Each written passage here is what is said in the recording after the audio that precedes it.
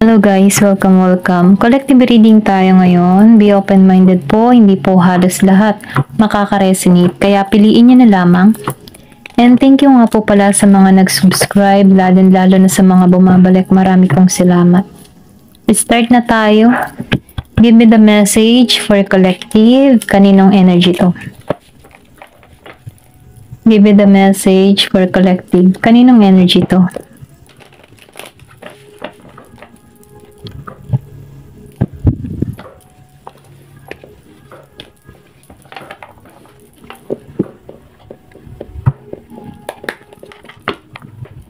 Give me the message. Kaninong energy to mo? The Star. Excuse me.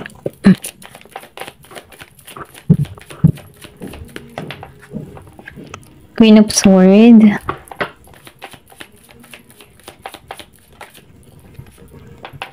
Eight of Wands reverse.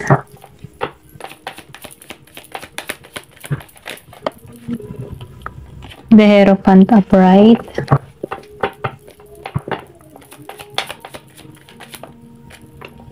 Ten of Wands. Excuse me.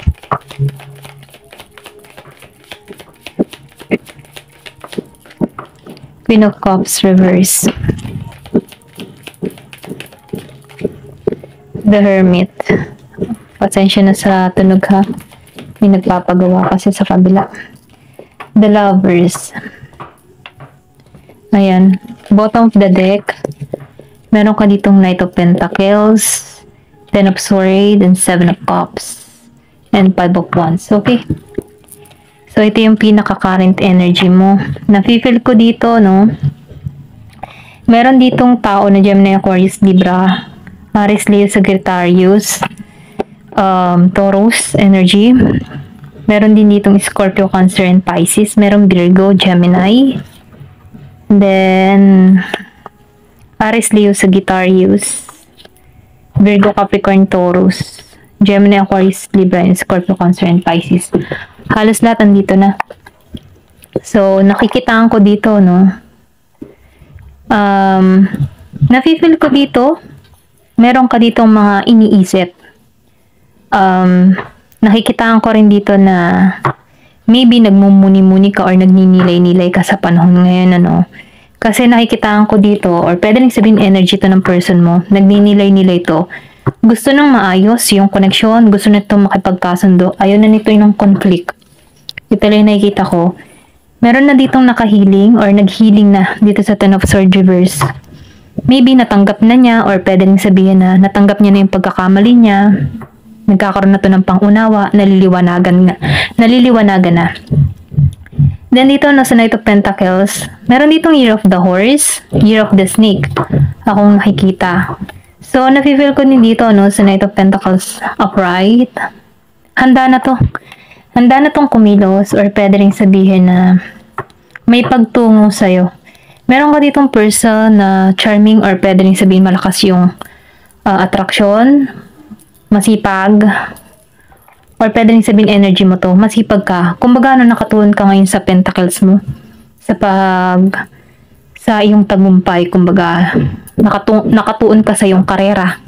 Sa stability mo. Ito lang nakikita ko, or pwede rin sabihin ito yung person mo, no? Meron siyang gustong mangyari or marating sa kanyang buhay dito sa Knight of Pentacles. Maybe may mga pinaplano to. Ito lang nakikita ko. Kaya lang itong tao na ito, nag-iisip to kung tutuloy ba o hindi. Kasi, pwede rin kasi napupukong interest nito sa iba pang bagay Kasi nafe-feel ko dito na may pagka-workaholic dito. Okay? Marami siyang iniisip na, kailangan ko itong unahin, kailangan ko itong matapos. Ganon yung energy nito. Kailangan ko may maipundar, kailangan ko makaipon. Ganon. Okay? Then dito, no, sa The Star and the Queen of Swords. So, nakikita ko dito, no, nagiging kang matalino, matalas yung pag-iisip mo. Okay? Maybe may mga pinaplano ka din dito, or pwede rin sabihin energy to ng person mo. Dito sa The Star, meron kang hinihiling. Pero ganun pa man, ano, itong hinihiling mo, masasakatuparan mo to. Kasi, nakatali na sa yung hiling mo dito. Ito yung nakikita ko.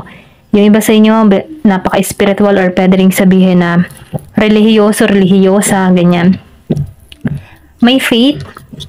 Kumbaga, meron kang hinihiling minamanifest dito at ma-attract mo to. Ito lang nakikita ko the star. Kasi star na to eh. Ibig sabihin, marireceive mo to. So, sinasabihan ka lang dito ng tiyaga or patient lang. Kasi dito sa Queen of Swords, alam mo kung ano yung gusto mong mangyari dito sa Queen of Swords. Prepare ka, meron mensahe or good news na parating sa'yo. Then, nafe-feel ko dito si 8 of Wands reverse. Medyo mabagal lamang to bagong ma-receive. Kumbaga step by step para mo makuha tong pangarap mo. Hindi to biglaan, okay? Kasi medyo mabagal or pwede rin sabihin na hindi ka masyado nagmamadali, okay? Ito lang yung nakikita ko dito. Then the Hierophant. So, lumalabas dito, no, na aakyatin mo yung tagumpay dito sa the Hierophant. Kasi may faith ka dito eh. Nakita mo, masaya ka, kontento ka kung anong meron ka. Ito lang yung nakikita ko sa the Hierophant. Kumbaga, malakas yung faith mo. Nafe-feel ko dito na mas priority mo yung kaligayahan mo, okay? Or pwede rin sabihin na, ito yung gusto mo makamit eh, okay? Road to success. Ito lang yung nakikita ko. Kasi nakikita ko dito na maliwanag ang kaisipan mo, malino kang magplano. Ito lang ikaw. Alam mo yung gusto mo, okay? Dahil dito, no, maybe marami kang word of wisdom o marami kang karunungan kung paano ka nakaka-survive sa pamumuhay mo araw-araw kahit may mga problema kang nakakaharap yan. Nafe-feel ko dito na nalalampasan mo to unti-unti kasi abundance ka eh. Okay? Kumbaga, nakikita ko dito open yung crown chakra mo. Kahit may mga pagsubok ang kinakaharap dito, hindi ka masyadong nakikipagdeal yan. Nakikipagdeal sa mga problema ito. Kumbaga, alam mo kung paano i-detach yung sarili mo dito. Ito lang yung nakikita ko. Alam mo kung paano mo i-handle yung problema mo. Okay?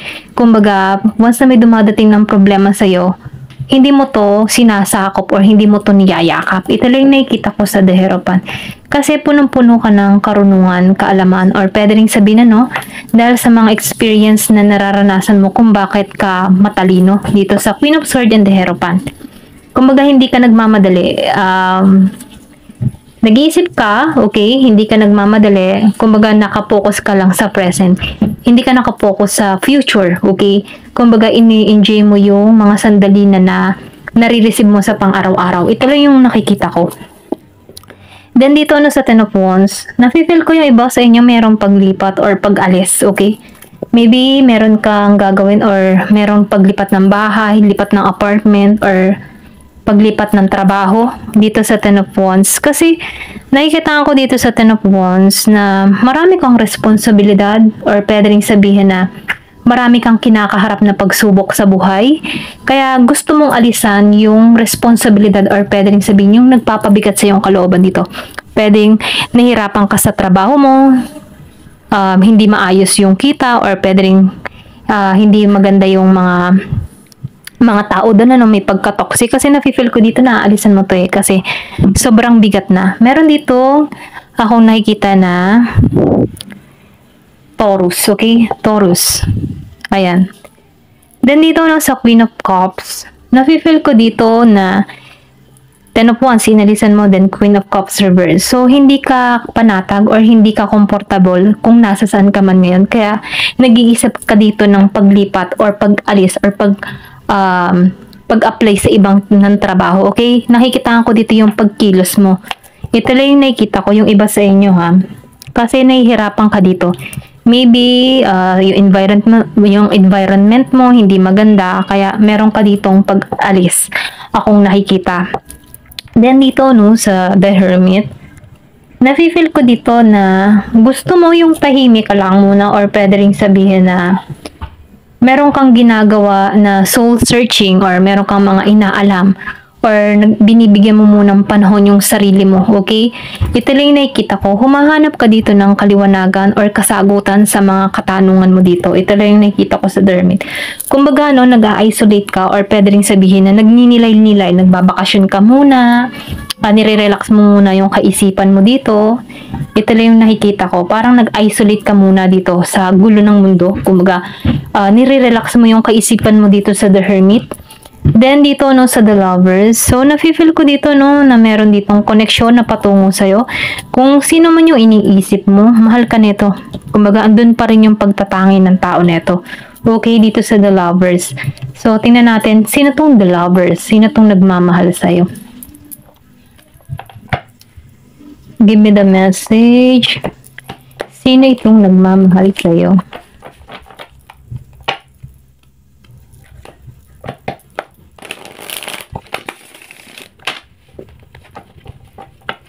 Give me the message. Sino to nagmamahal sa'yo? Itong The Lover. Sino to? Page of Cups reverse. So, nafe-feel ko dito, no? Meron ditong The Tower reverse. Tingnan pa natin. Give me the message. So, the Hierophant din. So, nakikita ko dito, Taurus. May Taurus ditong nagmamahal sa'yo. Scorpio, Cancer, and Pisces. Virgo and Capricorn. More earth sign. Okay, ako nakikita. And water sign. Tingnan pa natin. Give me more information. Sino to nagmamahal sa'yo? Okay, the Sun reverse.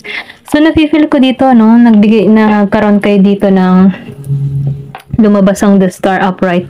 Ito yung current energy ng person mo. The Devil reverse. And the Six of Wands and the Magician. Meron pang Ace of Pentacles. Nafe-feel ko dito yung union sa connection na to, okay? Nafe-feel ko dito, itong tao mo, or itong si The Lovers, ano? Hindi to toxic ngayon, okay? Pero ganun pa man, mamaya ko to basahin. Dito muna tayo. So, nakikita ko dito, no? The Sun, Reverse, and King of Pentacles, the Hierophant in the Tower, and Page of Cups. So, nakikita ko dito, no, kilala mo na to or pwede rin sabihin may ugnayan na kayo nito before. Malakas yung Taurus energy dito, Virgo and Capricorn. Meron din ditong Scorpio, Cancer, and Pisces, pero malakas din yung Pisces. Meron ditong gumulo sa connection nyo or pwede rin sabihin na nagkaroon ng disaster sa inyong connection, nagkaroon ng kaguluhan dito sa The Tower Reverse. Tinanggal ka dito or pwede rin sabihin na may dahilan kung bakit ka tinanggal dito para malaman mo kung ano yung purpose mo or para makita mo or para mapahalagahan mo yung sarili mo dito. Nafe-feel ko dito yung lesson sa connection na to. Then dito na sa King of Pentacles, itong tao na ito, maayos ang pamumuhay niya sa panahon ngayon, ano. Nagbigay aral ka din dito, okay? Ito lang yung nakikita ko, nagigitong matagumpay, success sa kanyang ginagawa, pwede rin sa trabaho na ginagalawan ng tao neto. So, nafe-feel ko dito na hindi to nawawala ng pag-asa. Meron kang person dito na mananampalataya din. Kumbaga, naniniwala siya sa Diyos, okay? Pero ganun pa man, dahil lumabas ang The Sun Reverse, meron dito pangyayari na hindi nagkaayos or naging malungkot yung pagtatapos ng connection na to, okay? Kasi nung time na to, maybe yung person mo hindi pa stable or pwede rin sabihin na pa-wishy-washy, hindi pa alam yung gusto, or pwede rin sabihin na ayaw pa nitong pumasok sa isang pamilya, okay? Gusto pa nito magpakabinata, magpakadalaga, mga ganun ba? I-enjoy yung ganung moment. Ito lang yung nafe-feel ko. Kaya meron ditong The Sun Reverse, hindi nagkatapo, hindi umani ng tagumpay yung connection na to, okay? Pero nakikita ko dito, andun pa rin yung emotion na nararamdaman nitong tao nito. Maybe may mga dahilan kung bakit kayo pinagkahiwalay dito, okay?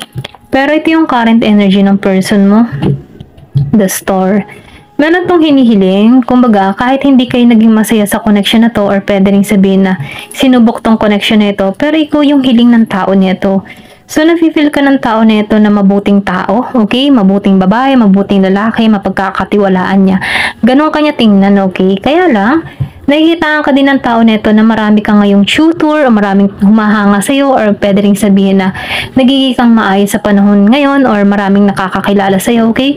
Kasi nafe-feel ko dito na ini-stalk ka pa rin ito sa social media kasi nakikita ko dito yung pagmamasid ng tao na to sa'yo, okay? Maraming humahanga sa'yo na pumupokus ng iyong atensyon kung bakit madali ka din ditong nakakalimot sa person mo, okay? Then, nakikita ko rin dito, nagbabalak to, makipagkita sa'yo.